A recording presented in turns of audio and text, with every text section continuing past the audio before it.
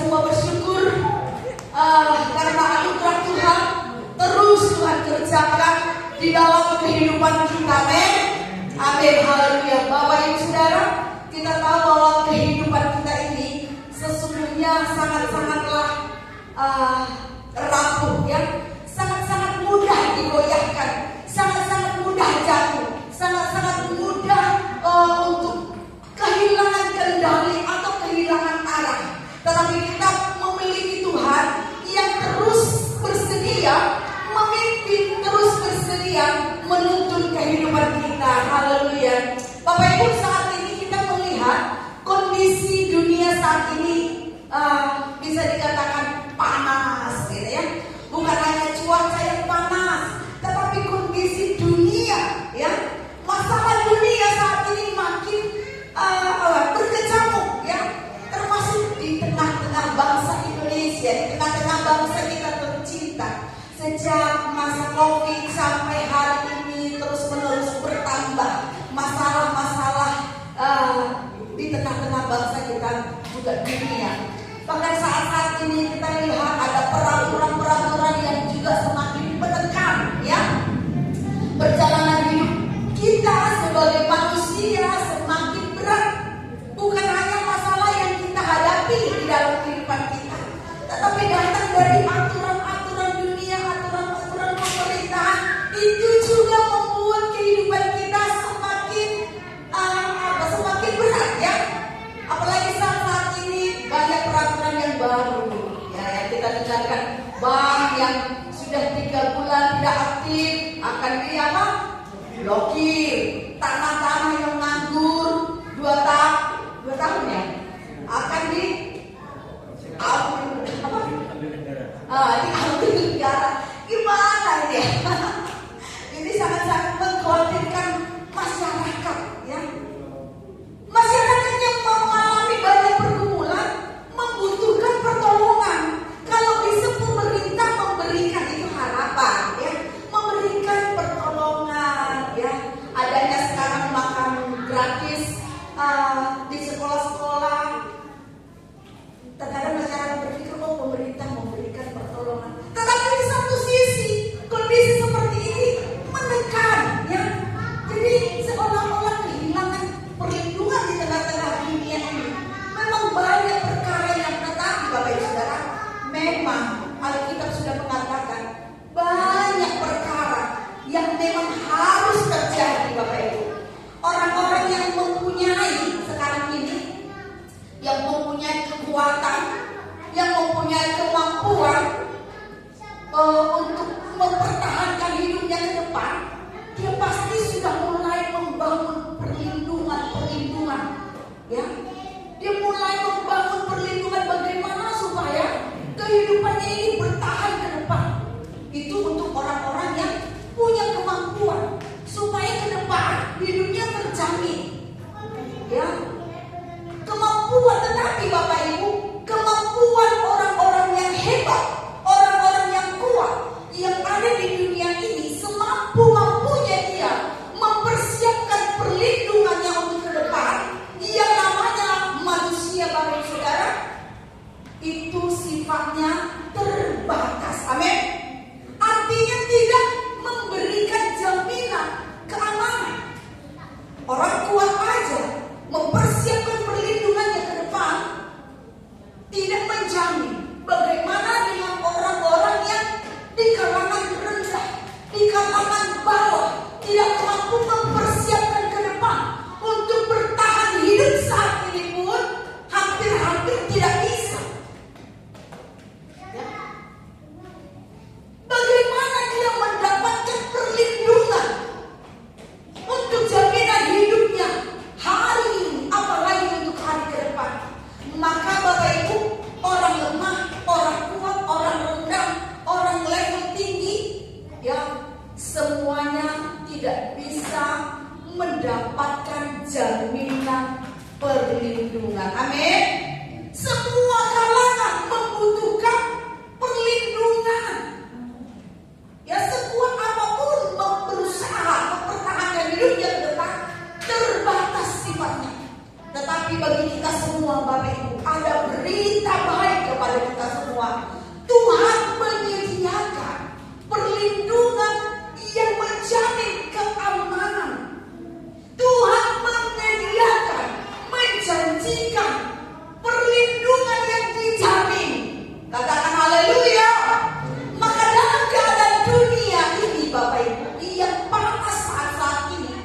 janji Tuhan.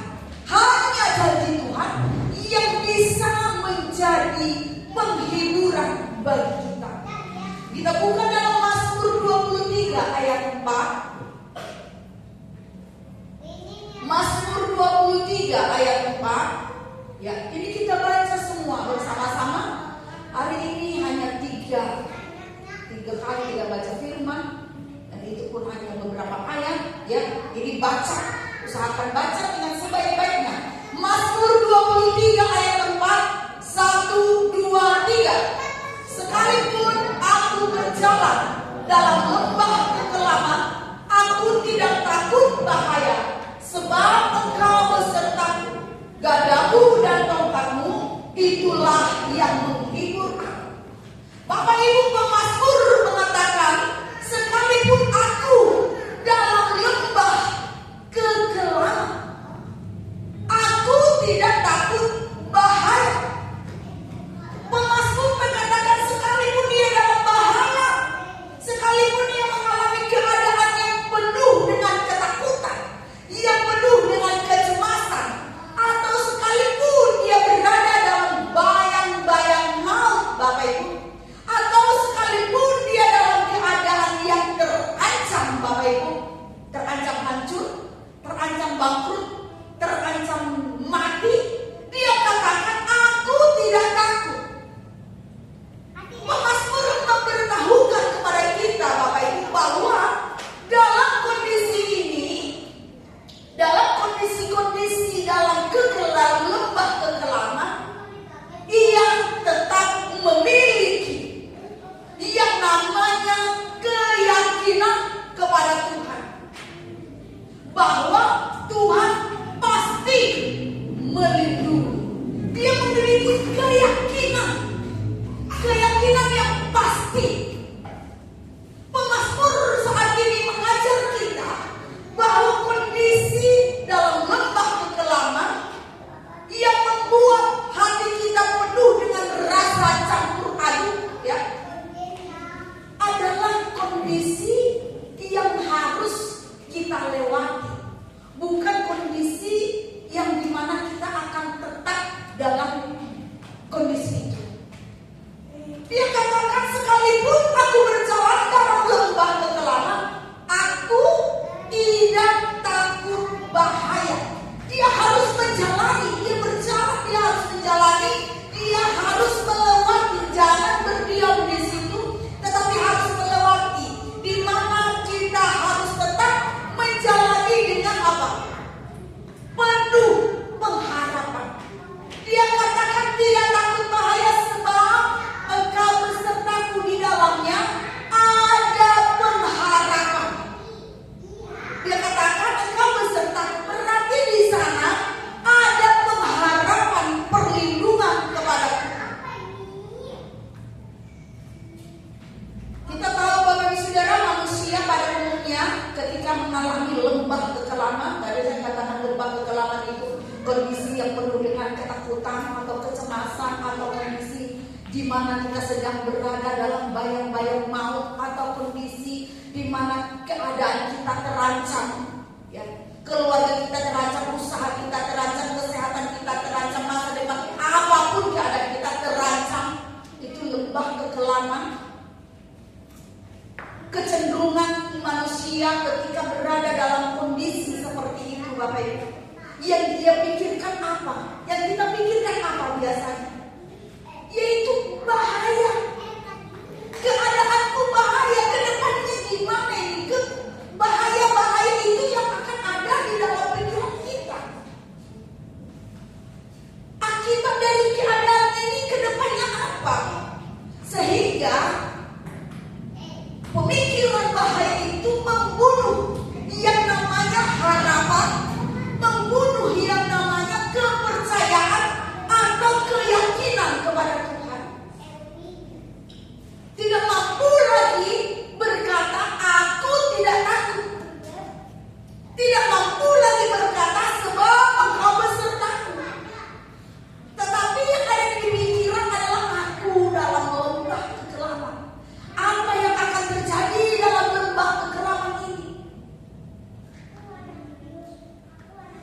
Kita tahu Bapak Saudara, kalau lembah kekelaman itu biasanya tempat para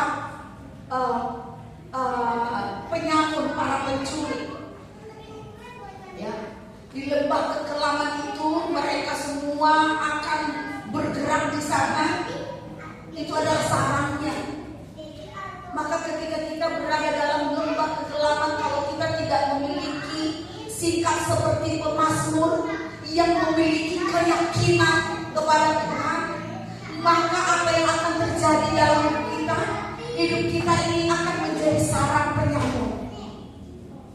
Kita akan dipenuhi, didatangi oleh para penyamuk, sehingga yang terjadi adalah kita kehilangan banyak hal. Kehilangan apa?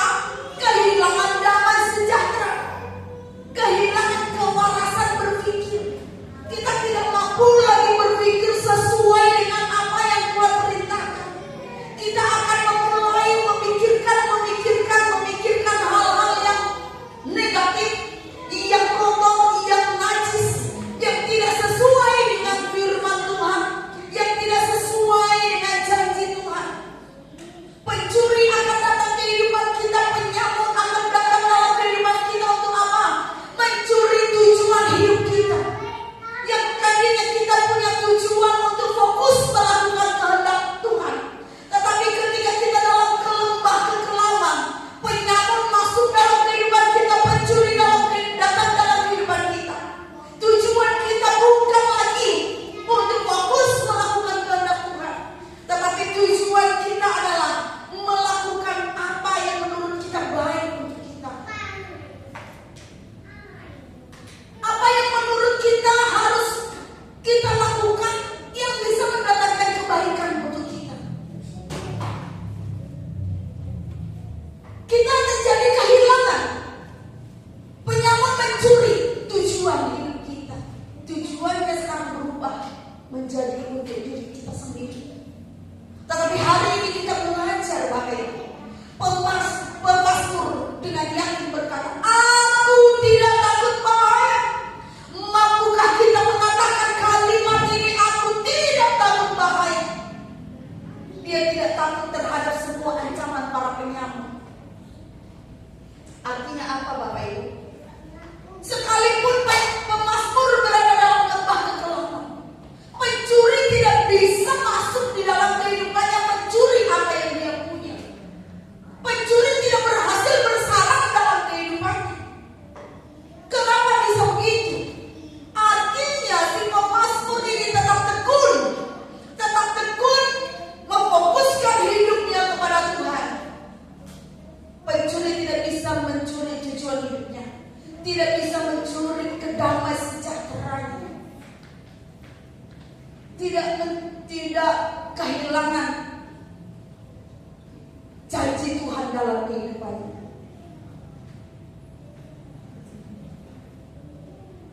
Artinya kondisi buruk tidak mempengaruhi komitmennya, tidak mempengaruhi antusiasnya. Kondisi buruk tidak mempengaruhi semangatnya. Kondisi buruk tidak mempengaruhi kesetiaannya untuk mengikut Tuhan, kesetiaannya untuk melayani Tuhan. Sebab apa dia berkata? Engkau besertaku, gadamu dan tongkatmu, itulah yang menghibur aku.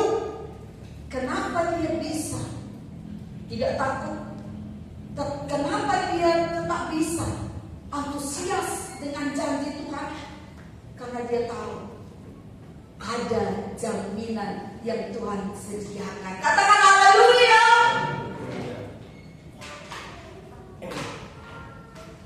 Perlindungan seperti apa yang Tuhan akan sediakan kepada kita? Kita ingat bangsa Israel, ya. Tuhan menyediakan perlindungan baik siang maupun malam. Dalam bentuk apa? Siapa yang ingat waktu bangsa Israel di padang gurun? Tiang alam dan tiang api. Kita baca ayat ini, Keluaran 13 ayat 21 sampai 22. Keluaran 13 ayat 21 sampai 22.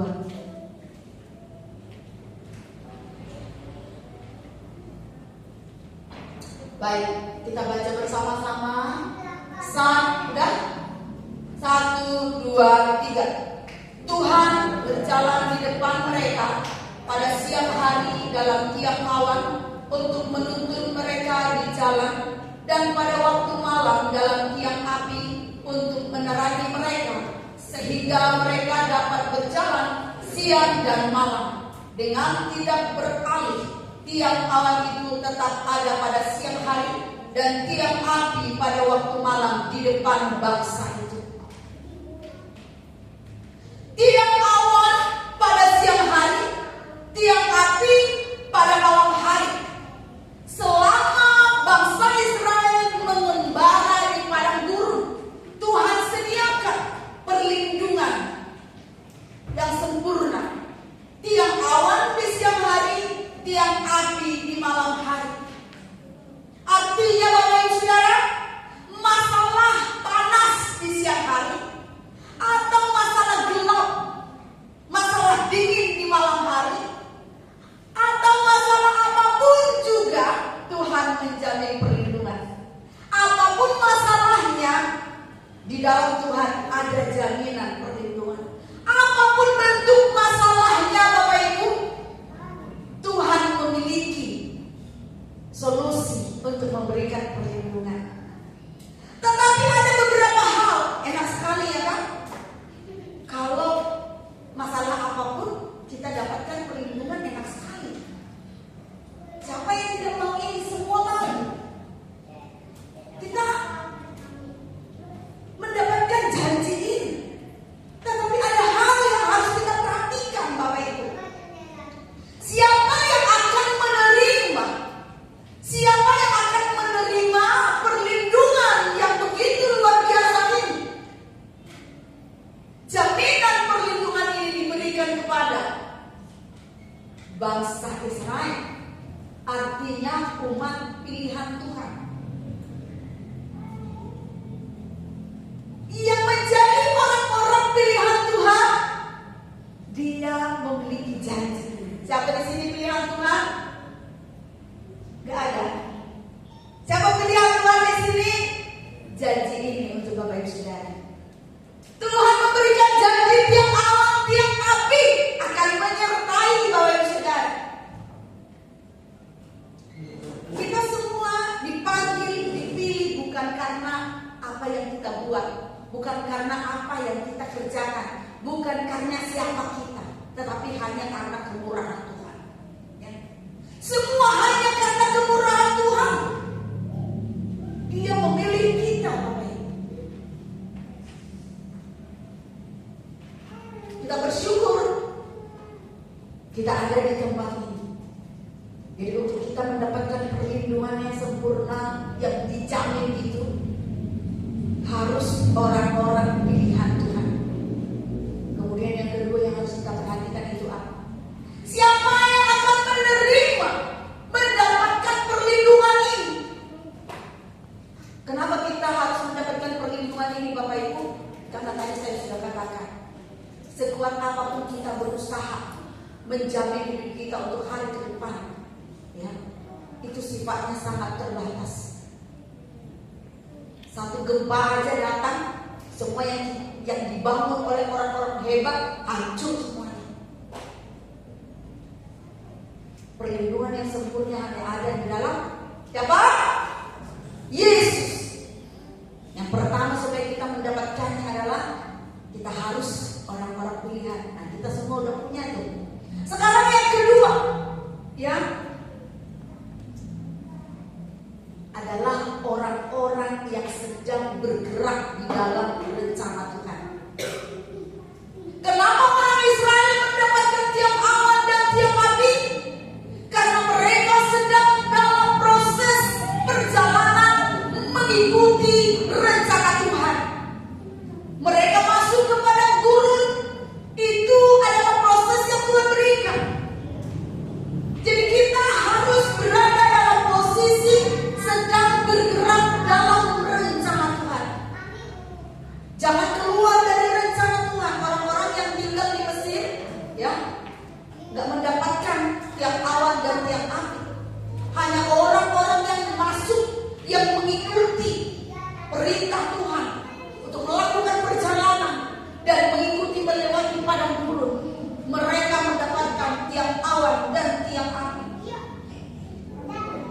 Jadi Bapak Ibu, selama kita masih berada dalam posisi sedang melaksanakan rencana Tuhan dalam kehidupan kita, Tuhan menjamin perlindungan.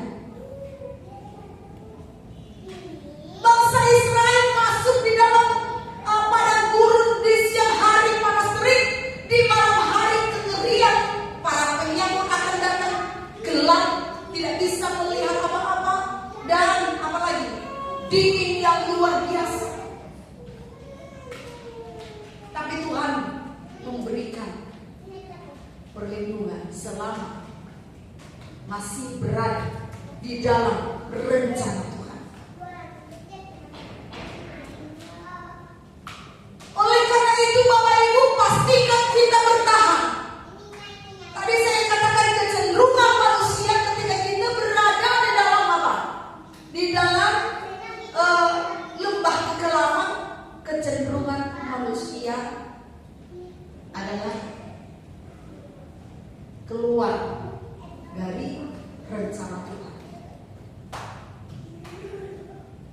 Tetapi ketika kita bertahan, tetap mengikut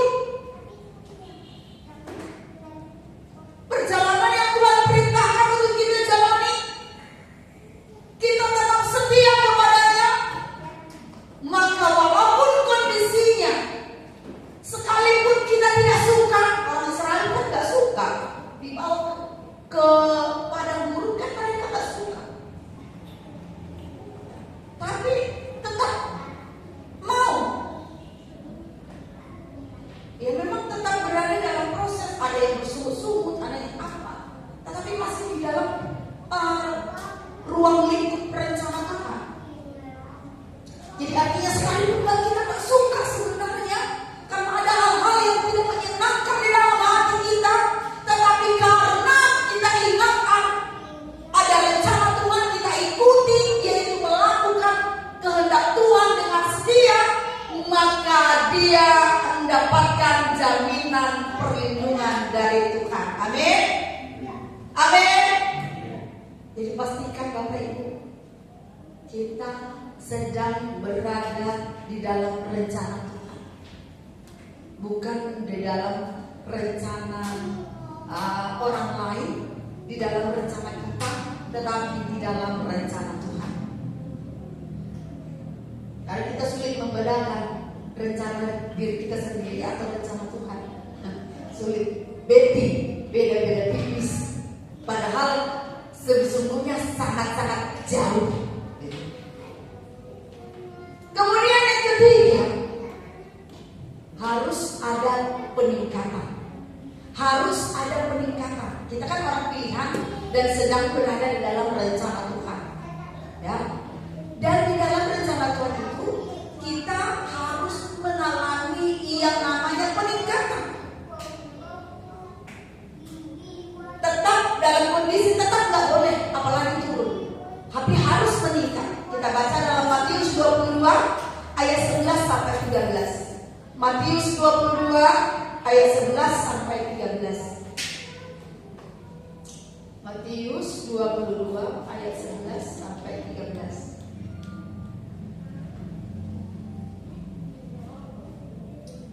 Ya, sudah ketemu semuanya? Tadi di depan sudah ada. Oke, kita baca bersama-sama ini ayat terakhir, ya. Matius 22 ayat 11 sampai 13. Oke. 1, 2, 3. Ketika raja itu masuk untuk bertemu dengan tamu-tamu itu, ia melihat seorang yang tidak berpakaian pesta. Ia berkata kepadanya, "Hai saudara, bagaimana kau masuk kemari dengan tidak mengenakan pakaian pesta?" Tetapi orang itu diam saja. Lalu kata raja itu kepada hamba-hambanya, "Ikatlah kaki dan tangannya dan campakkanlah orang itu ke dalam kegelapan yang paling gelap. Di sanalah akan terdapat ratap dan gertak gigi." Bapak Ibu, tadi kita sudah memenuhi kriteria sebagai orang yang dipilih Tuhan. Yang kedua, kita mungkin semuanya, ya semoga ya pasti masih berada dalam rencana Tuhan. Kita dapat ini. Kemudian yang ketiga, harus ada peningkatan. Kenapa? Perhatikan ayat 11 itu dikatakan ketika raja itu masuk untuk bertemu dengan tamu-tamu itu, ia melihat seorang yang tidak berpakaian pesta. Pada awalnya ini kan seorang raja. Dia mau melakukan perjamuan kawin untuk anaknya. Dia mengundang orang-orang yang sesuai dengan sesuai dengan hatinya. Siapa aja yang mau dia undang, mungkin saudara dekat, sahabat-sahabat, atau orang-orang yang punya jabatan, namanya raja. Diundang, tapi semua tidak bisa. Kenapa? Sibuk. Jadi undangan yang diharapkan tidak bisa hadir karena sibuk. Lalu diperintahkanlah supaya orang-orang yang di jalan, orang-orang yang miskin, siapapun itu yang ditemui, undang mereka semua. Jadi di antaranya itu ada orang miskin, orang jahat, orang baik, siapa aja ya, undang. Yang tidak sesuai dengan kriteria undangan dibawa semua. Tapi ketika orang-orang yang tidak seharusnya diundang itu ya, diberikan kesempatan untuk ikut ke pesta raja, ada seorang yang tidak berpakaian pesta. Dia tidak berpakaian pesta. Lalu ayat 12 ditulis, ia berkata kepadanya, raja itu berkata, hai saudara, bagaimana engkau masuk kemari dengan tidak mengenakan pakaian pesta? Jadi raja itu mendatangi orang yang tidak pakai baju pesta itu. Hai saudara, kok bisa datang ke sini tidak pakai pakaian pesta? Diajak komunikasi, ditanya, diberikan kesempatan untuk memberikan jawaban. Ya, tetapi dikatakan di sana apa? Coba baca yang terakhirnya itu. Tetapi orang itu 1, 2, 3 diam saja. Jadi ketika raja melihat yang tidak berpakaian pesta itu, ditanya, dia diam aja. Maka terjadilah ayat 13. Ya, terjadilah ayat 13, ikatlah kaki dan tangannya dan campakkanlah. Jadi yang tidak berpakaian pesta itu sudah mendapatkan kemurahan yang besar untuk dia boleh ikut dalam perjamuan anak raja. Tapi dia tidak menggunakan pakaian pesta. Dan si raja bertanya, dia gak langsung kejar. Kan seorang raja kan harusnya dia bisa melakukan sesuka hatinya. Ketika dari jauh raja melihat, loh, itu ada yang tidak pakaian pesta. Suruh keluar. Mengganggu acara saya kan bisa aja. Ini acara pesta saya jadi kelihatan kumal. Kan bisa aja langsung diperintahkan anak buahnya untuk suruh keluarkan. Tetapi tidak. Raja sendiri mendatangi, bertanya. Maksudnya seperti apa, Bapak Saudara?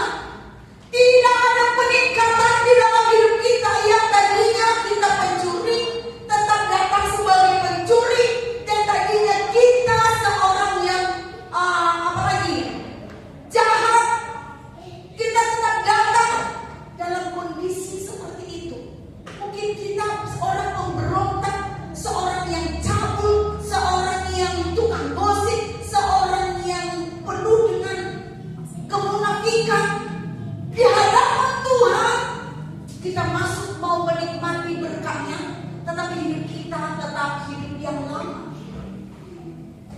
Lalu Tuhan berkata, "Loh, kamu kenapa? Kok tidak mengalami perubahan?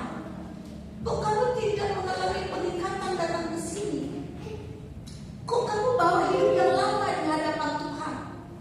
Kok kamu tidak menghargai kesempatan yang aku berikan?" Dan yang dilakukannya adalah diam saja. Nah, ini dia nih. Artinya ketika kita mendapatkan teguran dari Tuhan, ketika kita mendapatkan peringatan dari Tuhan, ketika Tuhan berbicara kepada kita, ya, kita mendengarkan pengajarannya, kita mendengarkan peringatannya.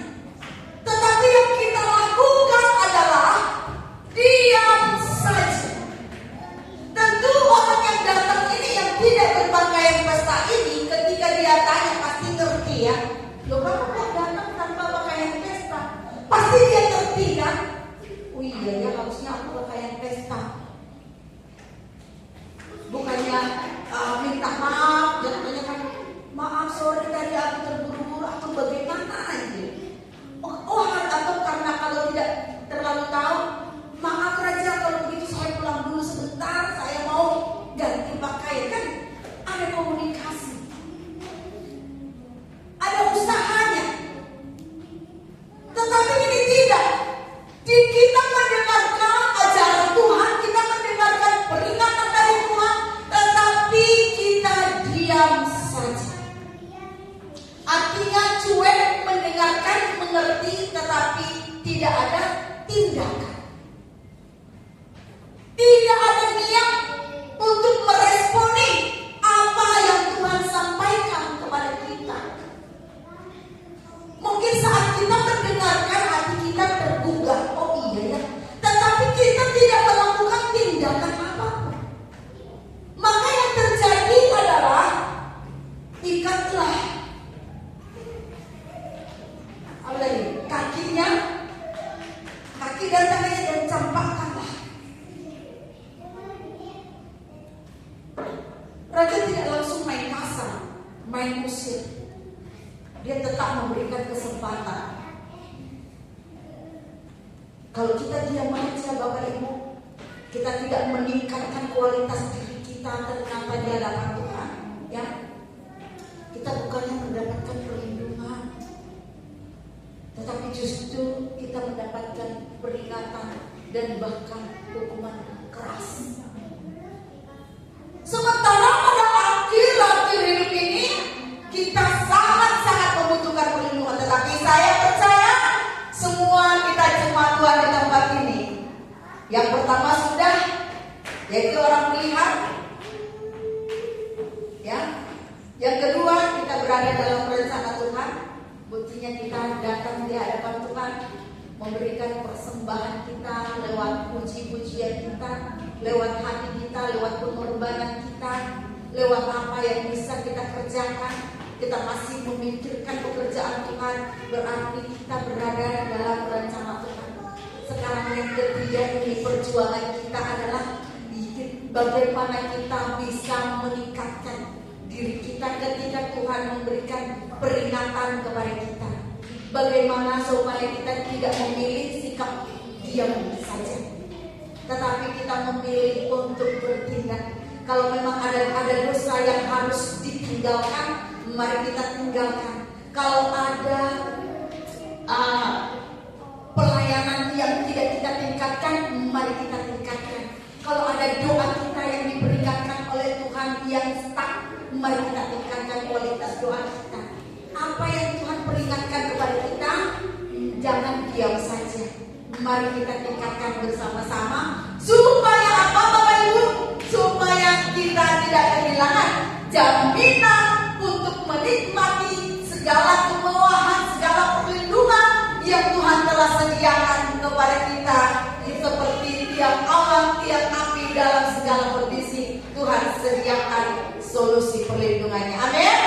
Jangan sampai kita kehilangan. Oleh karena itu, dengarkan apa peringatan Tuhan dan bertindaklah. Haleluya. Demikian firman Tuhan pada hari ini. Mari kita datang kepada Tuhan. Haleluya.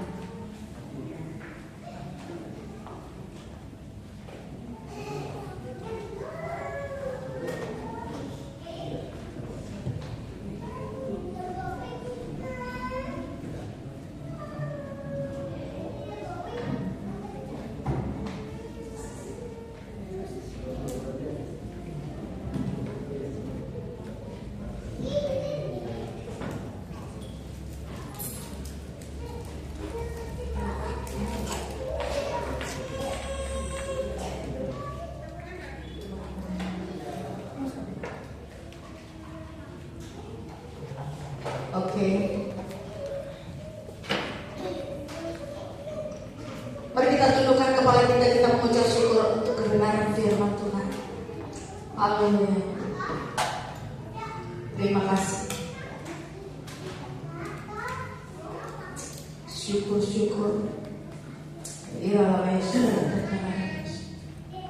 Terima kasih untuk jaminan perlindungan yang Tuhan berikan kepada kami semuanya. Terima kasih untuk jaminan keamanan yang Tuhan berikan kepada kami dalam segala kondisi. Dalam segala keadaan kami mengucap syukur kepada-Mu. Terima kasih Tuhan telah memilih kami.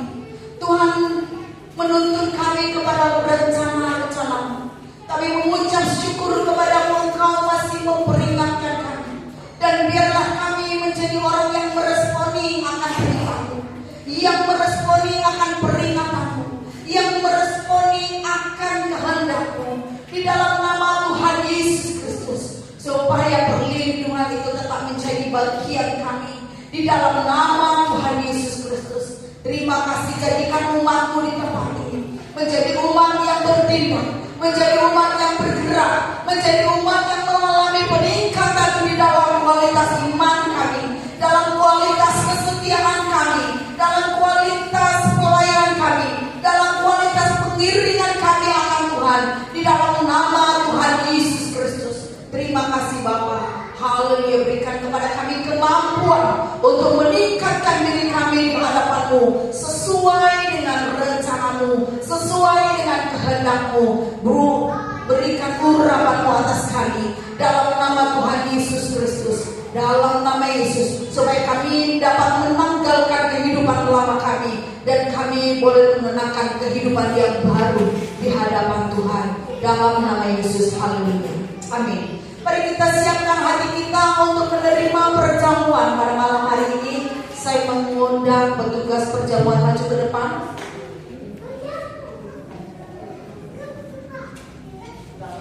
Haleluya. Mari kita sungguh-sungguh mempersiapkan diri kita untuk menerima kuasa tubuh dan darahnya yang akan memperlengkapi kita, yang akan memberikan kuasa dalam kehidupan kita.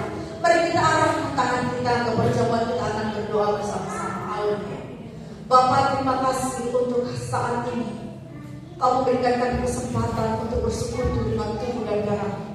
Berkati perjamuan yang ada di hadapan kami, kuduskan, dan biarlah ketika kami bersekutu dengan perjamuan ini, kami sungguh bersekutu dengan tubuh dan darah Tuhan Yesus Kristus yang penuh dengan kuasa, sehingga ketika kami menikmati perjamuan pada malam hari ini, kami menikmati kuasa yang sama.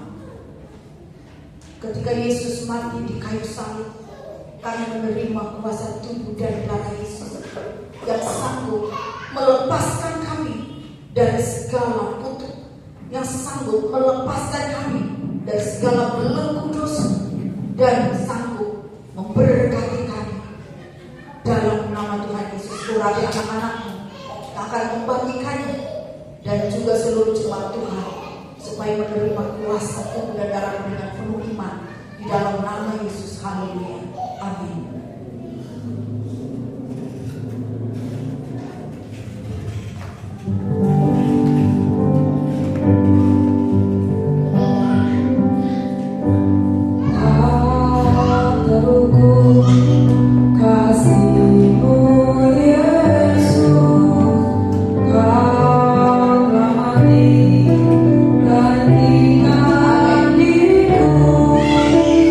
Kau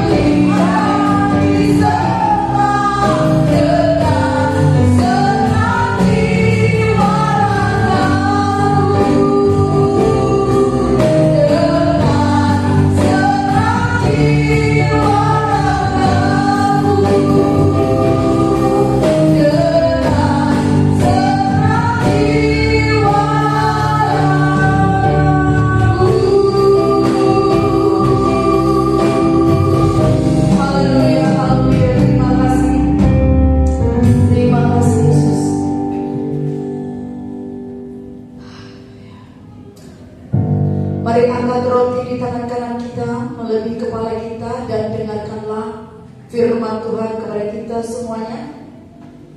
Orang yang duduk dalam lindungan yang maha tinggi dan bermalam dalam naungan yang maha kuasa akan berkata kepada Tuhan, tempat perlindunganku dan kubu pertahananku, Allahku yang kupercayai, sungguh dialah yang akan melepaskan engkau dari jerat menangkap burung, dari penyakit sampar yang busuk.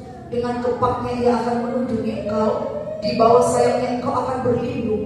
Kesetiaannya ialah perisai dan pagar tembok. Engkau tak usah takut terhadap benda siang malam, terhadap panah yang terbang di waktu siang, terhadap penyakit sampar yang berjalan di dalam gelap, terhadap penyakit menular dan yang mengamuk di waktu petang. Walau 1000 orang rebah di sisimu dan 10.000 di sebelah kananmu, tetapi itu tidak akan menimpamu. Haleluya. Percayalah Bapak Ibu Saudara, bahwa roti yang ada di tangan kanan kita pada saat ini adalah benar-benar persekutuan dengan tubuh Tuhan Yesus Kristus. Mari bersekutu dengan tubuhnya di dalam nama Tuhan Yesus. Haleluya.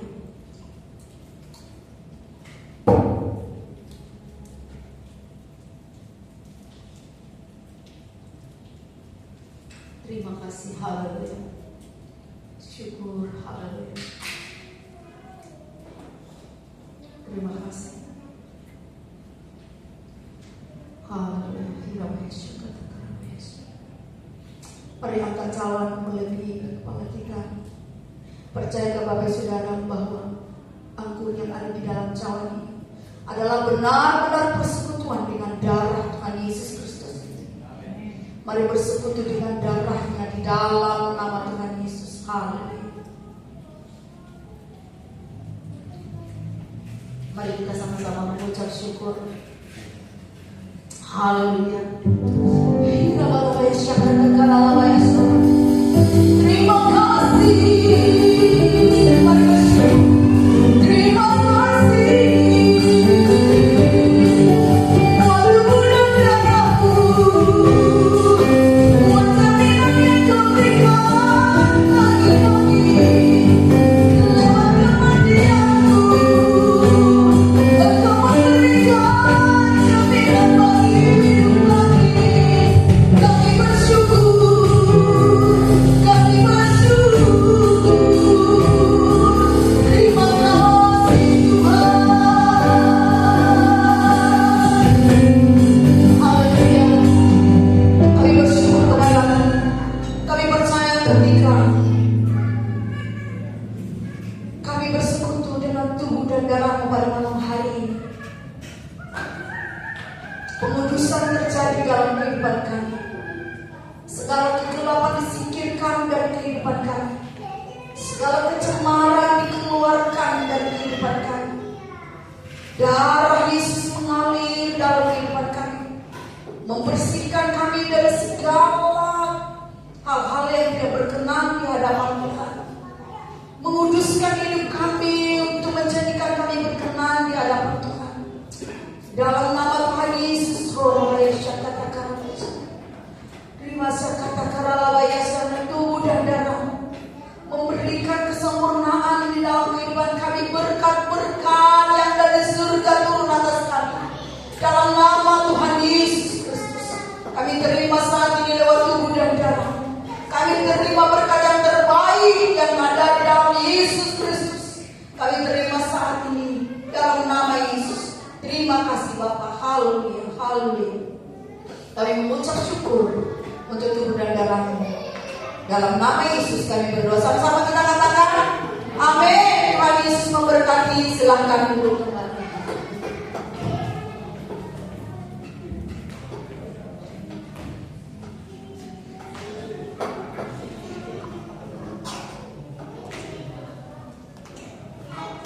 Terima kasih firman Tuhan yang disampaikan Ibu Gembala. Tuhan Yesus memberkati Ibu dan keluarga, dan pelayanan Ibu semakin bertumbuh. Tiba saatnya kita akan memberikan persembahan.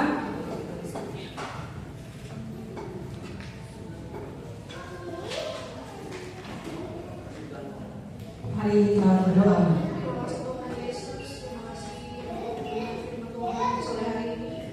Saja kami akan memberikan